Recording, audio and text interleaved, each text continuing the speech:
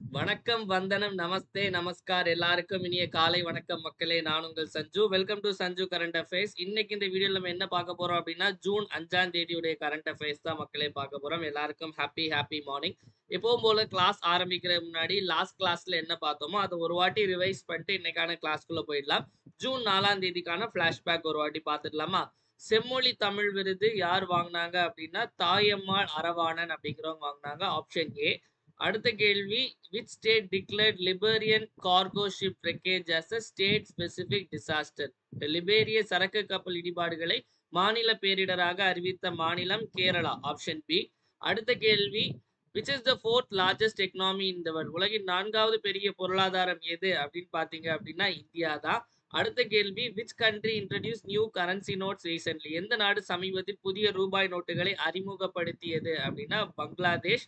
அடுத்த question, which country introduced the golden dome initiative? Golden dome திட்டத்தை அறிமுகப்படுத்திய நாடு எது அப்படின்னா அமெரிக்கா. அடுத்த கேள்வி, நியூ டெவலப்மெண்ட் பேங்க் புதிய மேம்பாட்டு வங்கியில யார் புதுசா போய் ஜாயின் பண்ணியிருக்காங்க அப்படின்னா அல்ஜீரியா. அடுத்த கேள்வி, 80வது யுஎன் ஜெனரல் அசம்பிளி 80வது ஐக்கிய நாடு பொதுச்சபையினுடைய தலைவராக தேர்ந்தெடுக்கப்பட்டவர் ஆனலீனா பார்ப்ராக். ஓகேவா? அடுத்த கேள்வி, கர்நாடகா ஃபாரஸ்ட் டிபார்ட்மெண்ட்டுடைய அம்பாசிடராட்டு அனில் கும்ப்ளே அவர்கள் தேர்ந்தெடுக்கப்பட்டிருந்தாரு. ஐபிஎல் டிராஃபி 2025 யார் ஜெயிச்சாங்க அப்படின்னா ஆர்சிபி தான் முதல் முறையா ஜெயிச்சிருக்காங்க. கேலோ இந்தியா பீச் கேம் கடற்கரை விளையாட்டு போட்டியில வந்து மணிப்பூர் வந்து ஃபர்ஸ்ட் பிரைஸ் அடிச்சிருக்காங்க. அதுக்கு அடுத்தது ஃபார்முலா 2 ரேஸ்ல ஜெயிச்ச முதல் இந்தியன் யார் அப்படின்னா குஷ் மைனி. அடுத்த கேள்வி, innocent day of international day of innocent children victims of aggression வந்து ஜூன் 4. ஓகேவா? ஸோ இப்போ ஜூன் 5ஆம் தேதி கரண்ட் அஃபேர்ஸ்குள்ள போயிடலாம். அதுக்கு முன்னாடி நிறைய பேர் மெட்டீரியல்ஸ் பத்தி கேட்டிருந்தீங்க. சாம்பிள் நான் உங்களுக்கு டெலிகிராம்ல போடுறேன். ஸோ 2 மெட்டீரியல் இப்போதைக்கு நம்ம கிட்ட அவைலபிளா இருக்கு மக்களே. வேற மெட்டீரியல் ரெடி ஆகிட்டு இருக்கு. First unit 8 material. யூனிட் 8 மெட்டீரியல்ல என்னெல்லாம் இருக்கும் அப்படின்னா 3000 one-liner question and answer, 3000 one-liner question and answer இருக்கும். 500 திருக்குறள் வித் எக்ஸ்பிளனேஷன் இருக்கும். அது போக உங்களுக்கு 3 வருஷத்துக்கான ப்ரீவியஸ் இயர் கொஸ்டின் யூனிட் 8க்கானது இருக்கும். ஸோ இப்போ யூனிட் 6 மாத்திட்டாங்க. ஸோ இதுக்கு நீங்க இதை மட்டும் படிச்சாலே போதும். எல்லாத்தையுமே டீட்டெயிலா நம்ம இதில் கவர் பண்ணியிருப்போம் மக்களே. 3000 கொஸ்டின் வச்சு. அடுத்தது பாத்தீங்க, இது மட்டும் வேணும் அப்படின்னா 599 பே பண்ணி நீங்க வாங்கிக்கலாம். இந்த பிடிஎஃப் இங்கிலீஷ்லயும் இருக்கும், தமிழ்லயும் இருக்கும். எது வேணுமோ நீங்க வாங்கிக்கலாம். 1 இயர் கரண்ட் அஃபேர்ஸ் பாத்தீங்க அப்படின்னா இப்ப வரக்கூடிய எக்ஸாமுக்காக, அதாவது வந்து ஜூன் 2024 இருந்து மே 2025 வரைக்கும் இப்போ இனி இந்த ஒரு 3 மாசம் வரக்கூடிய எக்ஸாமுக்கு நீங்க எந்த எக்ஸாம்னாலும் இதை படிச்சாலே போதும். ஸோ இதுல டாபிக் வைஸ் நம்ம எல்லாமே கொடுத்துருப்போம். இதுவும் தமிழ் இல்ல இங்கிலீஷ் ரெண்டுல எதனாலும் சூஸ் பண்ணிக்கலாம். 599. ஸோ இல்ல ரெண்டுமே வேணும், யூனிட் 8ம் 1 இயர் கரண்ட் அஃபேர்ஸ் சேர்த்து வாங்குறவங்களுக்கு 1099 காம்போ ஆஃபர். ஸோ எப்படி இதை வந்து பர்ச்சேஸ் பண்றது அப்படின்னா 9452755642 அப்படிங்கிற இந்த நம்பருக்கு ஜிபே அல்லது போன்பே பண்ணிட்டு இதே நம்பருக்கு வாட்ஸ்அப்ல ஸ்கிரீன்ஷாட் அனுப்பி நீங்க ஜாயின் பண்ணிக்கலாம் மக்களே. யூனிட் 8க்கும் கரண்ட் அஃபேர்ஸ்க்கும் நீங்க இதை மட்டும் படிச்சாலே போதும், வேற எதுவும் படிக்கணும்னு அவசியம் இல்லை. எல்லாமே டீட்டெயிலா நம்ம கவர் பண்ணியிருக்கோம். ஓகேவா? ஸோ இப்போ நம்ம தமிழ்நாடு கரண்ட் அஃபேர்ஸ்குள்ள போயிடலாம். ஃபர்ஸ்ட் தமிழ்நாடு நியூஸ்ல பாத்தீங்க அப்படின்னா இப்போ நம்ம ஃபினான்ஸ் கமிஷன் அப்படின்னு ஒண்ணு பார்ப்போம். நமக்கு நிதி ஆணையம்னு ஒண்ணு இருக்கு. இப்போ கொஞ்ச நாள் முன்னாடி கூட நம்மளுடைய முதல்வர் மு.க. ஸ்டாலின், அதாவது கடந்த ஒரு 3-4 வருஷமா வந்து அந்த நித்தி ஆயோக் கூட்டத்துக்கு போகவே இல்லை, டெல்லி போகவே இல்லை. இப்போ திடீர்னு போனாரு. அது ஏன் அப்படின்னு சொல்லி நிறைய சர்ச்சையெல்லாம் கிளம்புச்சு. அங்க போய் நம்மளுடைய முதல்வர் என்ன பேசினார் அப்படின்னா, நித்தி ஆயோக் கூட்டத்துல போயிட்டு, அதாவது அதாவது நாங்க வந்து வரியெல்லாம் இது பண்ணி உங்களுக்கு கொடுக்குறோம். ஆனா வந்து நீங்க அதுல கொஞ்சமா தான் கொடுக்குறீங்க. அதுல வந்து 50% நீங்க மாநிலங்களுக்கு கொடுக்கணும். மத்திய அரசு வந்து அந்த அந்த வரி பங்களிப்புல 50% வந்து மாநிலங்களுக்கு கொடுக்கணும் அப்படின்னு சொல்லிட்டு சொல்றாங்க. இதெல்லாம் யார் முடிவு பண்றது அப்படின்னா பினான்ஸ் கமிஷன். நல்லா புரிஞ்சுக்கோங்க. நிதி ஆணையம்னு ஒண்ணு இருக்கு. இந்த இந்த காசு எல்லாத்தையும் எப்படி மாநிலங்களுக்கு பிரிச்சு கொடுக்கணும், எந்த ரேஷியோல பிரிச்சு கொடுக்கணும், அதாவது சென்ட்ரல் கவர்மெண்ட் வந்து எந்த ரேஷியோல மாநிலங்களுக்கு பிரிச்சு கொடுக்கணும் அப்படிங்கிறத முடிவு பண்றதுல ரெக்கமெண்ட் பண்றது பினான்ஸ் கமிஷன். ஓகேவா? இதை ஞாபகம் வச்சுக்கோங்க. இது மத்திய அரசு லெவல்ல உள்ளது. இப்போ நம்ம கொஸ்டின் குள்ள போலாம் வாங்க. So who is appointed as the chairman of the 7th State Finance Commission of Tamil Nadu? தமிழ்நாட்டின் 7வது மாநில நிதி ஆணையத்தின் தலைவராக நியமிக்கப்பட்டவர் யார்? அப்போ நான் முதல்ல சொன்ன பினான்ஸ் கமிஷன் வந்து மத்திய அரசு லெவல்ல உள்ள நிதி ஆணையம். அங்க வந்து சென்ட்ரல் கவர்மெண்ட் வந்து மத்த மாநிலங்களுக்கு எப்படி அந்த வரி காசை பிரிச்சு கொடுக்கணும் அப்படின்னு சொல்லிட்டு இவங்க ரெக்கமெண்ட் பண்ணுவாங்க. இப்போ நம்ம பார்க்க போறது வந்து மாநில நிதி ஆணையம். மாநில நிதி ஆணையம் வந்து மாநில அரசுக்கு அந்த இப்ப தமிழ்நாடுக்கு மாநில ஸ்டேட் ஃபினான்ஸ் கமிஷன் இருப்பாங்க, கேரளாக்கு ஸ்டேட் ஃபினான்ஸ் கமிஷன் இருப்பாங்க. அப்போ தமிழ்நாட்டினுடைய நிதி ஆணையத்தினுடைய முக்கியமான வேலை என்ன அப்படின்னா, எப்படி வந்து இந்த லோக்கல் பாடிஸ்லாம் இருக்கும்ல, இந்த முனிசிபாலிட்டி, அப்புறம் வந்து பஞ்சாயத்து, இவங்களுக்கெல்லாம் வந்து எப்படி வந்து பிரிச்சு குடுக்குறது, இதெல்லாம் வந்து முடிவு பண்றது தான் வந்து இதுக்கெல்லாம் ரெக்கமெண்ட் பண்றது தான் இந்த ஸ்டேட் ஃபினான்ஸ் கமிஷன். ஓகேவா? ஸோ இந்த ஃபினான்ஸ் கமிஷன் பத்தி, இந்த நிதி ஆணையம் பத்தி பேசுறது வந்து என்ன ஆர்டிக்கல், என்ன சட்டப்பிரிவு அப்படின்னா 280. அடிக்கடி கேள்விகள்ல கேட்பாங்க. ஓகேவா? அதே மாதிரி இந்த மாநில நிதி ஆணையத்தை பத்தி பேசுறது வந்து 2 ஆர்டிக்கல் இருக்கு. ஓகேவா? ஒண்ணு 243 ஐ. ஓகேவா? இன்னொன்னு 243 ஒய். அப்ப 243 ஐ, 243 ஒய். இது வந்து பஞ்சாயத்துக்காக நான் சொல்ற மாதிரி நமக்கு வந்து லோக்கல் பாடின்னு எடுத்துட்டீங்க அப்படின்னா பஞ்சாயத்து, அதே மாதிரி வந்து முனிசிபாலிட்டி. இது பஞ்சாயத்து அதை பத்தி பேசும்போது ஸ்டேட் ஃபினான்ஸ் கமிஷன் ஒன்று உருவாக்கணும்னு சொல்லிட்டு 243 ஐல சொல்லியிருப்பாங்க. முனிசிபாலிட்டி பத்தி பேசும்போது 243 ஒய்ல. அப்போ இந்த ஐயும் ஒய்யும் ரொம்ப முக்கியம். 243 ஐயும் ஒய்யும் தான் மாநில நிதி ஆணையத்தை பத்தி பேசக்கூடியது. ஓகேவா? இது வந்து பாத்தீங்க அப்படின்னா ஒவ்வொரு 5 வருஷத்துக்கு ஒருக்கா வந்து புதுசாட்டு வந்து இதை கான்ஸ்டியூட் பண்ணுவாங்க. ஓகேவா? சோ இவங்க ஒரு முடிவெடுத்து ஒரு ரிப்போர்ட் கொடுப்பாங்க. அந்த ரிப்போர்ட்டை வச்சுதான் அடுத்த 5 வருஷம் வந்து என்ன நடக்குமோ அதை பண்ணுவாங்க. ஓகேவா? இப்போ 7வது நிதி ஆணையத்தை வந்து அமைச்சிருக்காங்க. அதனுடைய தலைவராட்டு ரிட்டையர்ட் ஐஏஎஸ் ஆபீசர் அலாவுதீன் அவர்களை போட்டிருக்காங்க. அலாவுதீன் வந்து ரிட்டையர்ட் ஐஏஎஸ் ஆபீசர். ஓகேவா? சோ இப்ப இதுல கொஞ்சம் வேற நிறைய விஷயங்கள் நம்ம பார்க்கலாம். ஓகேவா? சோ இதுல அந்த அந்த குழுல வந்து வேற கொஞ்சம் பேர் இருக்காங்க. முக்கியமா வந்து திருப்பூர்ல இருந்து யாராவது இருக்கீங்களா? திருப்பூர்ல இருந்து பாத்துட்டு இருந்தீங்க அப்படின்னா உங்க ஊருக்கு ஒரு மேயர் இருக்கார். ஓகேவா? அவருடைய பெயர் வந்து தினேஷ்குமார். இந்த தினேஷ்குமாரும் வந்து அதுல இருக்காரு. இவர் வகிக்கும் பதவி என்ன அப்படின்னா நான் அபிஷியல் மெம்பர். ஓகேவா? நான் அபிஷியல் மெம்பர். இந்த ஸ்டேட் பினான்ஸ் கமிஷனுடைய நான் அபிஷியல் மெம்பர் ஆட்டு திருப்பூர் மேயர் தினேஷ்குமார் அவர்கள் இருக்காரு. எப்பவுமே 7வது பினான்ஸ் கமிஷன் சொல்லும் போது அப்ப இதுக்கு முன்னாடி யார் இருந்தாங்க அப்படின்னா 6வது பினான்ஸ் கமிஷனுடைய தலைவராட்டு 6வது பினான்ஸ் கமிஷனுடைய தலைவராக யார் இருந்தாங்க அப்படின்னா மோகன் பியாரே அப்படிங்கிறவங்க இருந்தாங்க. இப்ப இந்த 7வது பினான்ஸ் கமிஷன் அமைச்சிருக்காங்க. நான் கூட சொன்னேன்ல, அதாவது எவ்வளவு பிரிச்சு கொடுக்கணும் அப்படின்னு சொல்லிட்டு ஒரு ரிப்போர்ட் கொடுக்கணும்னு. அந்த ரிப்போர்ட்டை எப்பத்துக்குள்ள கொடுக்கணுங்கிற ஒரு டெட்லைன் இருக்கு. ஓகேவா? சோ எப்பத்துக்குள்ள அந்த ரிப்போர்ட் கொடுக்கணும் அப்படின்னா 31 ஆகஸ்ட் 2026க்குள்ள அந்த ரிப்போர்ட் கொடுக்கணும். 31 ஆகஸ்ட் 2026க்குள்ள டெட்லைன். ஓகேவா? சோ இந்த ரிப்போர்ட்டை வச்சு இவங்க என்ன பண்ணுவாங்க அப்படின்னா ஏப்ரல் 1 2027ல இருந்து ஏப்ரல் 1 2027ல இருந்து ரிப்போர்ட் படி ஃபாலோ பண்ணி அடுத்த 5 வருஷம் இதுதான் ஃபாலோ பண்ணுவாங்க. அப்போ இந்த 7வது நிதி ஆணையத்தினுடைய பரிந்துரைகள் எப்பத்துல இருந்து அமல்படுத்தப்படும் அப்படின்னா ஏப்ரல் 1 2027. ஓகேவா? எப்போ அவங்க அறிக்கையை சமர்ப்பிப்பாங்க 31 ஆகஸ்ட் 2026. ஓகேவா? சோ இப்போ நமக்கு இங்க 7வது மத்திய அரசுல பாத்தீங்க அப்படின்னா 16வது நிதி ஆணையம் இப்ப அமைச்சிருக்காரு 16th பினான்ஸ் கமிஷன். இதனுடைய தலைவர் யார் அப்படின்னா அரவிந்த் பனகாரியா. அப்போ அரவிந்தையும் ஞாபகம் வச்சுக்கணும், அலாவுதீனையும் ஞாபகம் வச்சுக்கணும். ஓகேவா? அலாவுதீனும் அற்புத விளக்கம் மாதிரி அலாவுதீனும் அரவிந்த் பனகாரியாவும், அதாவது இங்க நிதி ஆணையத்தினுடைய தலைவர், அங்க நிதி ஆணையத்துடைய தலைவர். ஸோ டைரக்டா இந்த மாதிரி நேம் கூட நமக்கு கேட்பாங்க. ஓகேவா? அப்போ உங்களுக்கு ஸ்டேட் ஃபினான்ஸ் கமிஷன்னா என்னன்னு தெரிஞ்சு, ஸ்டேட் ஃபினான்ஸ் கமிஷன்னா என்னன்னு தெரிஞ்சு, அவங்க என்னென்ன பண்ணுவாங்கன்னு தெரிஞ்சு, என்ன ஆர்டிகல் தெரிஞ்சு, பதவி காலம் என்னன்னு தெரிஞ்சு, இதுக்கு முன்னாடி யார் இருந்தான்னு பார்த்தோம், இவங்களுடைய வேலை என்னன்னு பார்த்தோம், ஃபினான்ஸ் கமிஷன்ல அங்க யார் இருக்காங்கன்னு பார்த்தோம், எல்லாமே டீட்டெயிலா பார்த்துட்டோம். ஓகேவா? அடுத்த நேஷனல் நியூஸ்ல பாத்தீங்க அப்படின்னா இந்த ஊர் ரொம்ப அழகா இருக்குல்ல, பார்க்கவே சூப்பரா இருக்குல்ல, பார்த்தாலே ஈஸியா கெஸ் பண்ணிடுவீங்க இது வந்து இந்தியாக்குள்ள இல்ல அப்படின்னு. இந்தியால இதை விட அழகழகான இடம்லாம் இருக்கு. ஸோ இந்த மாதிரி ஆர்கிடெக்சர்ல எங்க இருக்கும்? ஸோ பார்த்தாலே தூக்கி இருப்பீங்கன்னு நினைக்கிறேன். உள்ள போய் கொஸ்டின் பார்க்கலாம். Which IIT establish it's campus at Japan? ஜப்பானில் எந்த ஐஐடி தனது வளாகத்தை நிறுவியது? அதாவது நான் முதல்ல சொன்ன மாதிரி தான் புதிய கல்விக் கொள்கை நேஷனல் எஜுகேஷன் பாலிசி 2020 படி இங்க இருக்கக்கூடிய தலை சிறந்த காலேஜஸ் வந்து ஃபாரின்ல அவங்களுடைய கேம்பஸை ஓபன் பண்ணிக்கலாம். அதே மாதிரி ஃபாரின் யூனிவர்சிட்டி அவங்களுடைய கேம்பஸை இங்க நம்ம இந்தியால ஓபன் பண்ணிக்கலாம். இதுதான் வந்து அதுல இருக்கக்கூடிய ஒரு பாயிண்ட். ஓகேவா? புதிய கல்விக் கொள்கையில, நியூ எஜுகேஷன் பாலிசியில. ஸோ அதன்படி பார்த்தீங்க அப்படின்னா இப்போ ஐஐடி பாம்பே என்ன பண்ணியிருக்காங்க அப்படின்னா அவங்க தனியா ஒரு கேம்பஸ்ன்னு ஆரம்பிக்கல. அங்க ஜப்பான்ல ஒரு யூனிவர்சிட்டி இருக்காங்க. ஓகேவா? டொஹோக்கு அப்படிங்கிற ஒரு பல்கலைக்கழகம்.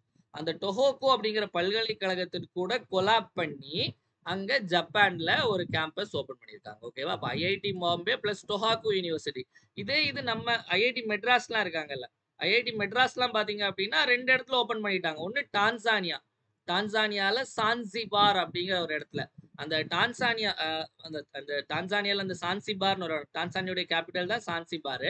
அதே மாதிரி வந்து இலங்கை ஸ்ரீலங்கால கண்டி இந்த 2 இடத்துலயும் வந்து ஐஐடி மெட்ராஸ் வந்து கிண்டின்னு எழுத போறேன் பாருங்க கண்டிக்கு. ஸோ கண்டி ஓகேவா? ஸோ அதுல இந்த சான்சிபார் இருக்குல்ல, சான்சிபார்ல வந்து முக்கியமான அதாவது நிறைய டூரிஸ்ட் பிளேசஸ் இருக்குல்ல, அந்த சான்சிபார்ல முக்கியத்துவம் என்ன அப்படின்னா இந்த கடல் இருக்குல்ல, கடல்ல வந்து ஹார்ஸ் ரைடிங் போகலாம்.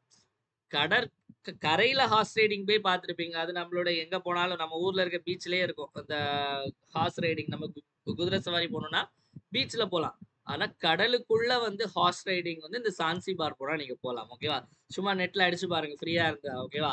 ஸோ இதுதான் ஐஐடி மெட்ராஸ். அதே மாதிரி ஐஐடி டெல்லி பாத்தீங்க அப்படின்னா அவங்களுடைய இன்னொரு ஃபாரின் கேம்பஸை அபுதாபியில ஓபன் பண்ணாங்க. அந்த வரிசையில ஐஐடி பாம்பே வந்து ஜப்பான். ஓகேவா? ஸோ நமக்கு ஐஐடின்னு சொன்னா என்னது? இந்தியன் இன்ஸ்டிடியூட் ஆஃப் டெக்னாலஜி தான் ஐஐடி அப்படின்னு சொல்லுவோம். Indian Institute of Technology. ஓகேவா? ஸோ ஐஐடி முதல்ல ஐஐடி வந்து எப்போ ஆரம்பிக்கப்பட்டது அப்படின்னா 1951 கரக்பூர்ல. கரக்பூர் வந்து வெஸ்ட் பெங்கால்ல இருக்கு. நான் ஆல்ரெடி சொல்லியிருக்கேன். நம்ம டெல்லியினுடைய முன்னாள் முதல்வர் அரவிந்த் கெஜ்ரிவால் அவர்கள் எங்க படிச்சார் அப்படின்னா ஐஐடி கரக்பூர்ல தான் படிச்சார். வெஸ்ட் பெங்கால்ல இருக்கு. ஓகேவா? ஓகே, அடுத்த போயிடலாம். நெக்ஸ்ட் பாத்தீங்க அப்படின்னா இப்போ நீங்க ட்ரெயின்ல டிராவல் பண்றவங்கள ட்ரெயினை பார்த்துருந்தீங்க அப்படின்னா ட்ரெயின் ட்ராக்குக்கு மேல பாத்தீங்க அப்படின்னா இந்த மாதிரி எலக்ட்ரிக் லைன் போட்டிருப்பாங்க. ஓகேவா? அப்படி இதுக்கு இந்த ட்ரெயின் கூட எப்படி அட்டாச் ஆயிருக்கும் அப்படியே போகும். பார்த்துருக்கீங்களா? பார்த்துருப்பீங்க. யோசிச்சு பார்த்தா தெரியும். ஆனா இது எல்லா இடத்துலயும் இருக்காது. மோஸ்ட் ஆஃப் இடத்துல இருக்கும், சில இடத்துல இருக்காது. ஓகேவா? ஸோ இதுதான் என்னன்னு சொல்லுவாங்க அப்படின்னா எலக்ட்ரிஃபிகேஷன். ஓகேவா? அதாவது ஃபுல்லாவே வந்து அந்த எலக்ட்ரிஃபை பண்ணி இது பண்றது. ஓகேவா? ஸோ இப்போ நம்ம அதை வந்து மின்மயமாக்குறது. ஓகே, இப்போ இந்த கோல் இதெல்லாம் தாண்டி இப்போ இந்த லைன்ல எலக்ட்ரிசிட்டி லைன்லேயே அது பாட்டுக்கு மூவ் ஆகும். ஓகேவா? கரண்ட் போல மாட்டு. ஸோ இப்போ பாத்தீங்க அப்படின்னா which is the 24th state or union territory to achieve 100% rail electrification. 100% rail மின்மயமாக்கலை அடைந்த 24வது மாநிலம் அல்லது யூனியன் பிரதேசம் எது? புரியுதா? அப்ப அது அந்த ஊர்ல இப்போ என்ன கேக்குறாங்கன்னா, அப்போ 24 ஊர்ல இதுக்கு முன்னாடி 23 ஊர் வந்து ஃபுல்லாவே எலக்ட்ரிபிகேஷன் பண்ணிட்டாங்க. ரயில் எலக்ட்ரிபிகேஷன். ஓகேவா? ரயில் மின்மயமாக்கிட்டாங்க. இந்த மேல லைன் போடுறது வந்து ஃபுல்லா ஆக்கிட்டாங்க. ஸோ அந்த மாதிரி இப்போ 24வதா எந்த மாநிலம் ஆகியிருக்கு அப்படின்னா குஜராத். ஸோ குஜராத் தான் ஆகியிருக்கு மக்களே. தமிழ்நாடு வந்து 100% அச்சீவ் பண்ணிட்டாங்களா அப்படின்னு பாத்தீங்கன்னா கிடையாது. ஓகேவா? எதுக்கு சொல்றேன்னா சப்போஸ் ஏதாவது ஒரு கொஸ்டின் கேக்குறாங்க, ஒரு 4-5 ஸ்டேட்டை கொடுத்துட்டு இதுல எதெல்லாம் வந்து 100% வந்து அடைஞ்சிருக்கு இல்ல அடையலன்னு கேட்டா தமிழ்நாடு இல்ல, குஜராத் இருக்கு. இதை வச்சு நீங்க எலிமினேட் பண்ண கத்துக்கணும். ஓகேவா? ஸோ நமக்கு ட்ரெயின்னு சொன்னோடனே நமக்கு என்ன ஞாபகம் வரும்? ட்ரெயின் சொன்னோடனே நமக்கு வந்து முக்கியமா வந்து அதாவது பிரிட்டிஷ்காரன் கொண்டு வந்ததுலாம் அதுல முக்கியமான பங்கு வந்து டல்ஹவுசி. இந்த டல்ஹவுசி தான் வந்து ஃபாதர் ஆஃப் இந்தியன் ரயில்வேஸ்ன்னு சொல்லுவாங்க. இந்திய ரயில்வேயின் தந்தை அப்படின்னு சொல்லி யாரை சொல்லுவாங்க அப்படின்னா டல்ஹவுசி தான் சொல்லுவாங்க. நம்ம முதல் ட்ரெயின் அங்கே எப்போ போச்சு? ஏப்ரல் 16 1853ல, ஏப்ரல் 16 1853ல எங்க இருந்து? போரிபந்தர், அதாவது மும்பை டு தானேன்னு சொல்றோட எக்ஸாக்டா போரிபந்தர்ல இருந்து தானே எத்தனை கிலோமீட்டர்னு கூட கேட்டிருக்காங்க. 34 கிலோமீட்டர். ஏப்ரல் 16 1853 போரிபந்தர் டு தானே 34 கிலோமீட்டர். முதல் ட்ரெயின், இந்தியாவுடைய முதல் ட்ரெயின் வந்து போன இடம். ஓகேவா? அடுத்தது நெக்ஸ்ட் பார்க்கவே ஏதோ வந்து ட்ரீம் டெஸ்டினேஷன் வெட்டிங் மாதிரி இருக்குல்ல. ஸோ வந்து இது இல்லை, இது ஏஐ மாதிரி இருக்கா? செயற்கை நுண்ணறி ஏஐ பிக்சர் மாதிரி இருக்கா? இது ஏஐயும் கிடையாது, ட்ரீம் டெஸ்டினேஷன் வெட்டிங்கும் கிடையாது. இது நம்ம இந்தியால நடக்கக்கூடிய ஒரு ஃபெஸ்டிவல். ஓகேவா? இந்தியாவில் எல்லா மாதிரியான அழகுகளும் இருக்கு. ஸோ இப்படிப்பட்ட அழகும் இருக்கு. இது என்ன அப்படின்னா லாவெண்டர் மக்களே. ஓகேவா? ஸோ லாவெண்டர் ஃபெஸ்டிவல் நம்ம இந்தியாவில் கொண்டாடுவாங்க. Where was the lavender festival inaugurated? Lavender திருவிழா எங்கு கொண்டாடப்பட்டது அப்படின்னு பாத்தீங்கன்னா ஜம்மு அண்ட் காஷ்மீர்ல. ஜம்மு அண்ட் காஷ்மீர்ல பாத்தீங்க அப்படின்னா பதேர்வா அப்படின்னு ஒரு இடம் இருக்கு. ஓகேவா? பதேர்வா பதேர்வா பதேர்வா அப்படிங்கிற இடம் இந்த இடத்துல தான் பார்த்தீங்க அப்படின்னா, லாவெண்டர் ஃபெஸ்டிவல் அப்படிங்கிறத செலிப்ரேட் பண்ணுவாங்க. இந்த லாவெண்டர் ஃபெஸ்டிவல் இந்த லாவெண்டர் வந்து இத வந்து பர்பிள் ரெவல்யூஷன்னு சொல்லுவாங்க. ஓகேவா? ஸோ ஊதா புரட்சி அப்படிங்கிறது வந்து எதனோட தொடர்புடையது அப்படின்னா, லாவெண்டரோட தொடர்புடையது. ஓகேவா? ஸோ பர்பிள் ரெவல்யூஷன், லாவெண்டர் எங்க முக்கியமா வந்து பதர்வா, பதர்வா அப்படிங்கிற இடத்துல தான் இத நெறைய விளைவிக்கிறது. இந்தியால வந்து நீங்க ஜம்மு அண்ட் காஷ்மீர்ல பதேர்வா அப்படிங்கிற இடத்துக்கு போனீங்க அப்படின்னா, இந்த லாவெண்டர் பார்க்கலாம். அது இந்த ஜூன் டைம்ல போனீங்கன்னா ரொம்ப அழகா இருக்கும். ஓகேவா? அதே மாரி ஜம்மு அண்ட் காஷ்மீர் பத்தி பேசும்போது, ஆ நான் ஆல்ரெடி சொல்லியிருப்பேன். நம்ம வீடியோ பார்க்குற ஸ்டூடெண்ட் ஒருத்தவங்க வந்து சிஐஎஸ்எஃப்ல ஜம்மு அண்ட் காஷ்மீர் ஏர்போர்ட்ல ஒர்க் பண்றாங்க. இப்ப எஸ்ஏ எக்ஸாம்க்கு ப்ரிப்பேர் பண்ணிட்டு இருக்காரு. அப்போ அவர்ட்ட வந்து கேட்டேன், ப்ரோ இங்க காஷ்மீர் வர்றதுக்கு எது கரெக்ட்டான டைம் அப்படின்னு கேட்டா, நீங்க எந்த டைம் காஷ்மீர் வந்தாலும் காஷ்மீர் ரொம்ப அழகா இருக்கும். அதாவது பனி டைம்ல அதாவது இந்த வின்டர் சீசன்ல வந்தா அது தனி அழகு. சம்மர் சீசன்ல வந்தா பச்சை பசேல்னு அது தனி அழகு. ஸோ அப்படி காஷ்மீர் வந்து ரொம்ப அழகா இருக்கும். காஷ்மீர் போகணும்னு ரொம்ப நாள் ஆசை. இதுக்கு முன்னாடி போனதில்ல. என்னைக்காவது போனேன்னா அங்க வச்சு வீடியோ போடுறேன். ஓகேவா? ஸோ அடுத்து போயிடலாம் மக்களே. Next international news. சர்வதேச செய்திகள்ல பார்த்தீங்க அப்படின்னா, G7 அப்படின்னு ஒரு கூட்டமைப்பு. இப்ப நம்ம G20 பார்த்திருக்கோம், பிரிக்ஸ் பார்த்திருக்கோம். அதே மாதிரி G7 அப்படிங்கிற ஒரு கூட்டமைப்பு இருக்கு. ஸோ எல்லாமே பெத்த பெத்த கைகள். இந்த இந்த இதுல இருக்கக்கூடிய நாடுகள்லாம். ஏன் G7ன்னா மொத்தம் 7 நாடுகள் சேர்ந்தது தான் G7. இந்த G7 உடைய மாநாடு நம்ம நடைபெற போது எங்க என்ன அப்படிங்கிறத பார்த்துடலாமா? Where will the 51st G7 summit be held? 51வது G7 உச்சி மாநாடு எங்க நடைபெற போகுது அப்படின்னா, Kannan Kananaskis Kananaskis ஓகேவா? நம்ம கண்ணன்னு நம்ம படிச்சுக்கிறோம். கேனன் ஆஸ்கிஸ் அப்படிங்கிற ஒரு இடம் எங்க இருக்கு அப்படின்னா, ஆல்பர்டா அப்படிங்கிற இடத்துல இருக்கு. இந்த ஆல்பர்டா எங்க இருக்கு அப்படின்னா கனடா. ஏன் 3யும் சொல்றேன் அப்படின்னா, ஆக்சுவலி இந்த இடத்துல நடக்குது. இந்த இடம் எங்க இருக்குன்னா இங்க இருக்கு. இந்த இடம் எங்க இருக்குன்னா இங்க இருக்கு. ஆப்ஷன்ல என்ன இருந்தாலும் ஆன்சர் போட்டுருங்க. ஓகேவா? ஸோ கனடால கேனனாஸ்கிஸ் ஆல்பர்டா கனடால. ஓகேவா? ஸோ இப்போ வந்து G7ன்னா என்னன்னு பார்த்தீங்க அப்படின்னா, G7 அப்படிங்கிறது 7 நாடுகளுடைய ஒரு கூட்டமைப்பு. 1975ல ஆரம்பிக்கப்பட்டது. ஸோ இந்த நாடுகள ஞாபகம் வச்சுக்கிறதுக்கு ஒரு ஷார்ட்கட். இது ரொம்ப எல்லாரும் யூஸ் பண்ற ஷார்ட்கட் தான். அதாவது ஜூஸ் வித் கேர்ள் ஃபிரெண்ட் அப்படிங்கிறது. இதுல வந்து ஜே வந்து ஜப்பான், யூ வந்து யுஎஸ்ஏ, ஐ வந்து இட்டாலி, சி வந்து கனடா, இ வந்து இங்கிலாந்து. இங்கிலாந்து வந்து யூகேன்னு சொல்லுவோமா? ஜி வந்து ஜெர்மனி, எஃப் வந்து பிரான்ஸ். இந்த 7 நாடுகளுடைய கூட்டமைப்பு தான் G7 அப்படிங்கிறது. ஓகேவா? ஸோ அதுல கனடால நடைபெற போது, கனடால இப்ப நம்ம பார்த்தோம் புதுசாட்டு வந்து பிரதமராட்ட மார்க் கார்னி அவர்கள் வந்து பதவி ஏற்றிருக்கார். மார்க் கார்னி வந்து ஆ, கனடாவினுடைய பிரதமராக சமீபத்தில் பதவியேற்றார். ஓகேவா? அடுத்தது நெக்ஸ்ட் அவார்ட்ல பாத்தீங்க அப்படின்னா, இவங்களை யாராவது பார்த்திருக்கீங்களா? பார்த்திருக்க வாய்ப்பில்ல. இவங்களும் இந்தியர் தான். ஆனா அமெரிக்கால இருக்காங்க. விருது வாங்கியிருக்காங்க. என்னன்னு பார்க்கலாமா? Who is the first Indian origin musician to win an American Music Award? அமெரிக்க இசை விருதை வென்ற முதல் இந்திய வம்சாவளி இசைக்கலைஞர் யார் அப்படின்னா, தப்பித்தவறி ஆப்ஷன்ல ஏஆர் ரஹ்மான் இருக்கான்னு சொல்லிட்டு ஏஆர் ரஹ்மான் போயாதீங்க. ராஜகுமாரி. ஓகேவா? ராஜகுமாரி. ஓகே? அடுத்த கேள்வி. Next appointments. ஸோ அப்பாயின்மெண்ட்ஸ்ல பாத்தீங்க அப்படின்னா, பார்த்தாலே தெரியுது ஏதோ சைனீஸோ இல்ல குக்கிலோ வந்து சவுத் கொரியன் மாதிரி இருக்காரா? நார்த் கொரியா சவுத் கொரியா ஆள் மாதிரி. என்னங்கிறது உள்ள போய் பார்த்துடலாமா? அதாவது who selected as the president of South Korea. South கொரியால கொஞ்ச நாள் இந்த அதிபர் பிரச்சனை போயிட்டே இருந்து, தென்கொரியாவுடைய புதிய அதிபராக யார் தேர்ந்தெடுக்கப்பட்டிருக்காரு அப்படின்னா, Lee Jae Myung. Lee Jae Myung. ஓகேவா? எல்ஜேஎம்னு ஞாபகம் வச்சுக்கோங்க. லீ ஜே மியூங் அப்படிங்கிறது. அப்புறம் இந்த கரோல் நவ்ரோக்கி அப்படிங்கிறவர் யார் அப்படின்னா, போலாந்து நாட்டினுடைய அதிபர். ஓகேவா? போலாந்து நாட்டினுடைய அதிபர் கரோல் நவ்ரோக்கி புதுசா அப்பாயிண்ட் பண்ணியிருக்காங்க. விட்டோல்டு பங்கா அப்படின்னு ஒருத்தர் இருக்கார்ல, வேர்ல்டு ஆன்டி டோப்பிங் ஏஜென்சின்னு ஒன்று இருக்கு. வேர்ல்டு ஆன்டி டோப்பிங் ஏஜென்சி, உலக ஊக்க மருந்து எதிர்ப்பு நிறுவனம். ஓகேவா? இந்த ஆன்டி டோப்பிங்னா இப்போ இந்த ஸ்போர்ட்ஸ் பர்சன்ஸ்லாம் சில நேரம் ஸ்டெராய்டு யூஸ் பண்ணி நிறைய மாட்டிப்பாங்க தெரியுமா? ஸோ அதான் இந்த ஆன்டி டோப்பிங், இந்த டோப்பிங் டெஸ்ட்லாம் கண்டக்ட் பண்ணுவாங்க. ஸோ அந்த இதெல்லாம் கண்காணிக்கிறதுக்கு வேர்ல்டு ஆன்டி டோப்பிங் ஏஜென்சின்னு ஒன்று இருக்கு. அதனுடைய தலைவராட்டு பிரசிடென்ட் ஆட்டு விட்டோல் பங்கா நியமனம் செய்யப்பட்டிருக்காங்க. இந்த சாசோங் அங்மோ அப்படிங்கிறவங்க வந்து இவங்களுடைய கதை ரொம்ப நல்லா இருக்கும். அதாவது மவுண்ட் எவரெஸ்ட் வந்து ஏறி இருக்காங்க. மவுண்ட் எவரெஸ்ட் யாருனாலும் ஏறலாமே, ஸ்ரீ சும்மாலாம் யாருனாலும் ஏற முடியாது. அதாவது விஷுவலி சேலஞ்ச் பர்சன். ஓகேவா? ஸோ வந்து விஷுவலி சேலஞ்சு விமன், முதல் முறையா ஒரு விஷுவலி சேலஞ்ச் விமன் இந்தியால இருந்து மவுண்ட் எவரெஸ்ட் ஏறுறாங்க அப்படின்னா அது இந்த சோன்சின் அங்மோ தான். ஓகேவா? ஸோ யோசிச்சு பாருங்களேன், எவ்வளோ பெரிய சாதனை அப்படின்னு சொல்லிட்டு. ஓகே, அடுத்து போயிடலாம். Reports and indices. Reports and இண்டிசஸ்ல பாத்தீங்க அப்படின்னா, கொஞ்ச நாள் அதாவது சம்மர்ல தான் வெயிலு, அதுக்கப்புறம் வெயில் இருக்காது, மான்சூன் தொடங்கிடுச்சுன்னு பார்த்தா, கொஞ்ச நாள் மழை மட்டும் காட்டிட்டு, அதாவது வெயில்ல அதாவது வெயில் இருக்குன்னா, வெயில்ல படாம ஒதுங்கி நிக்கிறோம். இருந்தாலும் தலை அப்படியே சுடுது. அந்த மாரி வெயில் இருக்கு. இந்த மாரி ஹீட் ரிஸ்க் வெப்ப அலைகள் இதெல்லாம் வந்து நெறைய பிரச்சனை இருக்கு. ஸோ அதனால ஒரு இண்டெக்ஸ் மாரி விட்டுருக்காங்க. ஓகேவா? ஸோ இண்டெக்ஸ்ல யார் விட்டுருக்காங்க? எந்த மாநிலம் முதலிடம் அப்படின்னு பார்க்கலாம். Which state top the heat risk index? வெள்ள அபாய குறியீட்டில் எந்த மாநிலம் முதலிடத்தில் உள்ளது அப்படின்னு கேட்டிருக்காங்க. இத வந்து council on energy, environment and water. Council on energy, environment and water, அது CEEW அப்படிங்கிற ஒரு அமைப்பு. ஸோ இவங்க தான் வந்து இத ரிலீஸ் பண்றாங்க. இதுல முதல் இடத்துல ஆந்திரா.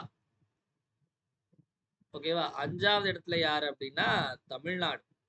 5th பிளேஸ்ல தமிழ்நாடு இருக்காங்க. முதல் இடத்தை வேற நிறைய ஷேர் பண்றாங்க. 5வது இடம் தமிழ்நாடு. இதுல முக்கியமா முதல் இடம் ஆந்திரா. ஓகேவா? அடுத்து நெக்ஸ்ட் புக்ஸ் அண்ட் ஆத்தர்ஸ்ல வந்து அது வந்து உண்மையிலேயே ஒரு அதாவது இந்த 2023 வேர்ல்டு கப்லாம் மறக்க முடியாது. மொத்த இந்தியன்களோட சைலண்ட் பண்ண ஆளு சைலன்சர். ஸோ பேட் கமின்ஸ் ஒரு புக் எழுதியிருக்காரு மக்களே. Australian team captain Pat Cummins ஒரு புக் எழுதியிருக்காரு. எக்ஸாம்ல கேட்கலாம். Tested the remarkable power to resolve. இந்த புத்தகத்தின் ஆசிரியர் யார் அப்படின்னா பேட் கமின்ஸ் அவர்கள். Pat Cummins. ஓகேவா? கிளென் மேக்ஸ்வெல் பாத்தீங்க அப்படின்னா ஓடிஐ கிரிக்கெட்ல இருந்து ரிட்டையர்ட் ஆயிட்டார். கிளென் மேக்ஸ்வெல் அப்படிங்கிறவர் வந்து ஆஸ்திரேலியன் டீம்ல உள்ளவர். கிரிக்கெட் பார்க்குறவங்களுக்கு தெரியும், நான் தெரியாதவங்களுக்கு சொல்றேன். ஏன்னா இதுல இந்த மாதிரி கூட கேள்விகள் வருது. ஆஸ்திரேலியாவோட cricket player ODI one day கிரிக்கெட்ல இருந்து ரிட்டையர் ஆயிட்டாரு. ஹென்ரிச் கிளாஸ் வந்து நல்லா விளையாடிட்டு இருந்தார். சவுத் ஆப்பிரிக்காக்காரர். மொத்த இன்டர்நேஷனல் கிரிக்கெட்ல இருந்து ரிட்டையர்ட் ஆயிட்டார். Heinrich Klaasen South Africa international கிரிக்கெட்ல இருந்து ரிட்டையர்ட் ஆயிட்டார். ஓகேவா? அடுத்தது இம்பார்ட்டன்ட் டேஸ். இம்பார்ட்டன்ட் டேஸ்ல இன்னைக்கு வேர்ல்டு என்விரான்மெண்ட் டே, உலக சுற்றுச்சூழல் தினம். எப்போ அப்படின்னா ஜூன் 5ஆம் தேதி நம்ம கொண்டாடுறாங்க மக்களே. 1972ல இருந்து இதை கொண்டாடுறாங்க. இந்த வருஷத்துக்கான கருப்பொருள் என்ன அப்படின்னா பீட் பிளாஸ்டிக் பொல்யூஷன். ஓகேவா? Beat plastic pollution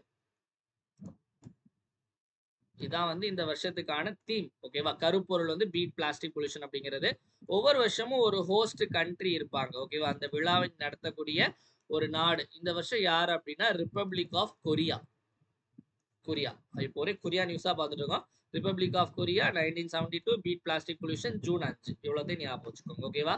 so next video பார்த்துட்டு இருக்கோம். மறக்காம ஒரு லைக் பண்ணிட்டு வீடியோ பாருங்க மக்களே. இன்னொரு முக்கியமான அப்டேட் என்ன அப்படின்னா நம்ம சிஏ சப்ஸ்கிரிப்ஷன் தனியா லான்ச் பண்ணியிருந்தோம். ஓகேவா? அதாவது அக்டோபர் 2024ல இருந்து செப்டம்பர் 2025 வரைக்கும். ஓகேவா? அது நம்ம ஜூன் 10ஓட இதை நம்ம ஸ்டாப் பண்றோம். இதோடைய பேட்ச் என்ரோல்மெண்ட்டை. ஏன்னா அடுத்தது புது பேட்ச் நம்ம ஸ்டார்ட் பண்ண போறோம். அடுத்த பிகினர்ஸ்க்காக. ஸோ இந்த வருஷத்துக்கான சிஏ சப்ஸ்கிரிப்ஷன் இந்த வருஷம் எக்ஸாமுக்காக படிக்கிறவங்க யாரெல்லாம் ஜாயின் பண்ணுமோ ஜூன் 10ஆம் தேதிக்குள்ள ஜாயின் பண்ணிக்கோங்க. ஏன்னா இதுக்கப்புறம் புது சப்ஸ்கிரிப்ஷன் அது வந்து ஜூன் 2025ல இருந்து மே 2026 வரைக்கும் நம்ம பிளான் பண்ணி ஒன்று வச்சிருக்கோம். ஓகேவா? ஸோ நெக்ஸ்ட் நான் ஆல்ரெடி சொன்ன மாதிரி தான் மெட்டீரியல்ஸ் யாரெல்லாம் நீங்க ஜாயின் வாங்கணும்னு நினைக்கிறீங்களோ 9445275642 அப்படிங்கிற இந்த நம்பருக்கு பே பண்ணி நீங்க வந்து பிடிஎஃப் வந்து நீங்க வாங்கிக்கலாம். ஓகேவா? ஸோ அடுத்தது பாத்தீங்க அப்படின்னா தினம் ஒரு திட்டம், டெய்லி ஒரு ஸ்கீம் பார்த்துட்டு இருக்கோம். அதில் இன்னைக்கு பார்க்கக்கூடியது பாதை அப்படிங்கிற ஒரு திட்டம். பாதை அப்படிங்கிற திட்டம் வந்து எந்த அமைச்சகம் அப்படின்னா Ministry of Social Justice and Women Empowerment, சமூக நலன் மற்றும் பெண்கள் மேம்பாட்டுத்துறை தான் இந்த திட்டத்தை வகுத்தது. இது முக்கியமா பாத்தீங்கன்னா இது வந்து ஒரு பைலட் ப்ராஜெக்ட், ஒரு சோதனை திட்டம். சோதனை முதல்ல கொஞ்சம் எக்ஸ்பிளைன் பண்ணி பாக்குறாங்க. ஒரு வருஷத்துக்கு 40 லட்சம் ரூபாய் செலவுல என்ன திட்டம் அப்படின்னு பாத்தீங்க அப்படின்னா கவர்மெண்ட் அப்சர்வேஷன் ஹோம் இருக்குல்ல. கவர்மெண்ட் அப்சர்வேஷன் ஹோம்னா இந்த அரசு கூர்நோக்கு இல்லங்கள். அரசு கூர்நோக்கு இல்லங்கள்னு இருக்கும். அதாவது இந்த சின்ன பசங்க வந்து தப்பு பண்ணாங்கன்னா ஜெயில போடுவாங்களா, அதான் கூர்நோக்கு இல்லங்கள். ஓகேவா? ஸோ அங்க வந்து போய் அங்க வந்து இந்த முதல் முறை தப்பு பண்ணிட்டு வந்திருப்பாங்க, ட்ரக் அடிக்டா இருப்பாங்க, இவங்க எல்லாருக்கும் வந்து கவுன்சிலிங் கொடுத்து அவங்கள சரி பண்றதுக்கான திட்டம் தான் வந்து இந்த பாதை. அவங்களுக்கு ஒரு பாதை அமைச்சு கொடுக்கறதுக்கான திட்டம். முக்கியமா முதல் டைம் தப்பு பண்ணிட்டு வரவங்க, ட்ரக் அடிக்ட்ஸ், இவங்க எல்லாத்துக்கும் கவுன்சிலிங் இந்த மாதிரிப்பட்ட விஷயங்கள் கொடுப்பாங்க. ஓகேவா? நெக்ஸ்ட் கமெண்ட் யுவர் ஆன்சர் செக்ஷன்ல நேத்து பார்த்த கேள்வி. அதாவது 1947 இந்தியாவுக்கு சுதந்திரம் கிடைக்கும் போது யார் எந்த விழாலையும் பங்கேற்கல அப்படின்னா மகாத்மா காந்தி. ஓகேவா? ஸோ நெக்ஸ்ட் பார்த்தீங்க அப்படின்னா, இன்னைக்கான கேள்வி 3வது சுயமரியாதை மாநாடு, 3 செல்ஃப் ரெஸ்பெக்ட் மூவ்மென்ட் கான்ஃபரன்ஸ் வந்து எங்க நடைபெற்றுன்னு கேட்குறாங்க. Option A Chengalpattu, option B Virudhunagar, option C Erode, option D Coimbatore. சரியான ஆன்சர் என்ன அப்படிங்க மறக்காம கமெண்ட் செக்ஷன்ல கமெண்ட் பண்ணுங்க மக்களே. வீடியோ லைக் பண்ணாம பார்த்துட்டு இருக்கவங்க மறக்காம லைக் பண்ணுங்க. ஓகேவா? ஸோ நெக்ஸ்ட் நான் ஆல்ரெடி சொன்ன மாதிரி 1 இயர் கரண்ட் அஃபேர்ஸ் சப்ஸ்கிரிப்ஷன். இதுல என்னெல்லாம் இன்க்ளூட் ஆகும்னா அக்டோபர் 2024 செப்டம்பர் 2025 வரை current affairs, weekly current affairs PDF வரும், வீக்லி கரண்ட் அஃபேர்ஸ் டெஸ்ட் வரும், monthly current affairs PDF, monthly current affairs test. Test வந்து கூகுள் ஃபார்ம்லையும் கண்டக்ட் பண்ணுவோம், பிடிஎஃபாகவும் உங்களுக்கு அனுப்பிச்சிடுவோம். ஸோ இது வந்து உங்களுக்கு எல்லா எக்ஸாமுமே யூஸ்ஃபுல்லாக இருக்கும். இப்போ ஜாயின் பண்ணிங்கன்னா அக்டோபர்லேருந்து மே வரைக்கும் எல்லாமே சென்ட் பண்ணிவிடும். ஓகேவா? ஸோ இது வந்து ஜூன் 10ஆம் தேதியோட நம்ம வந்து என் பண்ணுறோம். ஸோ இதில் ஜாயின் பண்ணணும்னு நினைக்கிறவங்க 750 இந்த நம்பருக்கு 9445275642 அப்படிங்கிற நம்பருக்கு 750 ஜிபே அல்லது ஃபோன்பே பண்ணிட்டு இதே நம்பருக்கு வாட்ஸ்அப்பில் ஸ்க்ரீன்ஷாட் அனுப்பி ஜாயின் பண்ணிக்கலாம். மெட்டீரியல் தமிழ்ல இங்கிலீஷ்லையும் இருக்கும். ஓகேவா? இதை மட்டும் படிச்சாலே போதும் கரண்ட் அஃபேர்ஸ்க்கு. இல்லை நம்ம 1 இயர் சிஏ பிடிஎஃப் இந்த எக்ஸாம் படிக்கணும், அதை மட்டும் கூட படிச்சுக்கலாம். ஓகேவா? நெக்ஸ்ட் நம்மளுடைய சஞ்சு கரண்ட் அஃபேர்ஸ் அப்படிங்கிற டெலகிராம் சேனல் இருக்கு மக்களே. இந்த டெலகிராம் சேனல் லிங்க் கீழே டிஸ்கிரிப்ஷன்ல கொடுத்துருக்கேன், அதை கிளிக் பண்ணி ஜாயின் பண்ணிக்கலாம். இல்லை டெலகிராமில் போய் சஞ்சு கரண்ட் அஃபேர்ஸ் டைப் பண்ணாலும் வரும். இல்லாமல் நம்ம டெய்லி சிஏ குவிஸ் போடுவோம். அதே மாதிரி ப்ரீவியஸ் இயர் கொஸ்டின் ஒரு ஃப்ரீ டெஸ்ட் சீரிஸ் போயிட்டு இருக்கு. இது போக நம்ம வந்து Dinamani news paper cutting daily போடுவோம். அதே மாதிரி ஹிந்து நியூஸ் பேப்பர் கட்டிங் வரல போடுவோம். அதே மாதிரி வேற வந்து நம்மளுடைய பேட்ச் டீடைல்ஸு, நம்ம டாப்பர்ஸ் ரேங்க் லிஸ்ட், அப்புறம் வந்து ஏதாவது புது பேட்ச் ஆஃபர் எல்லாமே இதில் நம்ம அப்டேட் பண்ணுவோம் மக்களே. அதனால மறக்காம இந்த டெலகிராம் சேனலை ஃபாலோ பண்ணுங்க, கண்டிப்பா யூஸ்ஃபுல்லா இருக்கும். நெக்ஸ்ட் இவ்வளோ நிறைய விஷயங்கள் பார்த்தோம். ஒரு டைம் எல்லாத்தையும் பார்த்தல, என் கூட சேர்ந்து நீங்களும் ஆன்சர் போடுங்க. 7வது நிதி ஆணையத்துடைய தலைவராக தேர்ந்தெடுக்கப்பட்டவர் அலாவுதீன் அவர்கள். அடுத்த கேள்வி, ஐஐடி எந்த ஐஐடி ஜப்பான்ல கேம்பஸ் கடையை போட்டிருக்காங்க அப்படின்னா பாம்பே ஐஐடி. 24வது ஸ்டேட் 100% ரயில் எலக்ட்ரிஃபிகேஷன் பண்ணது வந்து குஜராத், ஆப்ஷன் சி. அடுத்த கேள்வி, லாவெண்டர் ஃபெஸ்டிவல் வந்து ஜம்மு அண்ட் காஷ்மீர் பதேர்வால. 51வது G7 மாநாடு நம்ம கனடாஸ்கிஸ் கனடால. அதுக்கடுத்தது எந்த Indian origin musician American music award வாங்கியிருக்காங்க அப்படின்னா ராஜகுமாரி. அதுக்கடுத்து சவுத் கொரியாவுடைய பிரசிடென்ட் லீ ஜே மியோங் அவர்கள் தேர்ந்தெடுக்கப்பட்டிருக்கார். ஹீட் ரிஸ்க் இண்டெக்ஸ்ல முதலிடத்துல இருக்கிறது ஆந்திரா, 5வது இடத்துல தமிழ்நாடு. டெஸ்டட் அப்படிங்கிற புத்தகத்தை எழுதியவர் பேட் கமின்ஸ். அடுத்து வந்து உலக சுற்றுச்சூழல் தினம், வேர்ல்டு என்விரான்மெண்ட் டே, ஜூன் 5ஆம் தேதி. வீடியோட எண்டுக்கு வந்தாச்சு மக்களே. வீடியோ பிடிச்சிருந்தா மறக்காம லைக் பண்ணுங்க, உங்க ஃப்ரெண்ட்ஸ் எல்லாருக்கும் ஷேர் பண்ணுங்க. வீடியோ யூஸ்ஃபுல்லா இருந்து நினைச்சீங்கன்னா மறக்காம கமெண்ட் செக்ஷன்ல வீடியோ எப்படி இருந்துச்சு அப்படிங்கிறத கமெண்ட் பண்ணுங்க. ஏன்னா உங்களுடைய கமெண்ட்ஸ் தான் என்னுடைய பூஸ்ட், போனிட்டா, ஹார்லிக்ஸ், மைலோ, காம்ப்ளான் எல்லாமே. அதனால மறக்காம கமெண்ட் செக்ஷன்ல கமெண்ட் பண்ணுங்க மக்களே. டெலகிராம்ல போடுற குவிஸ் எல்லாரும் மறக்காம அட்டன் பண்ணுங்க. மீண்டும் நாளை காலைல 7 மணி கரண்ட் அஃபேர்ஸ் கிளாஸ் சந்திப்போம். நன்றி, வணக்கம். இந்த நாள் இனிய நாளாக அமையட்டும். வாழ்க தமிழ், வளர்க தமிழ்நாடு.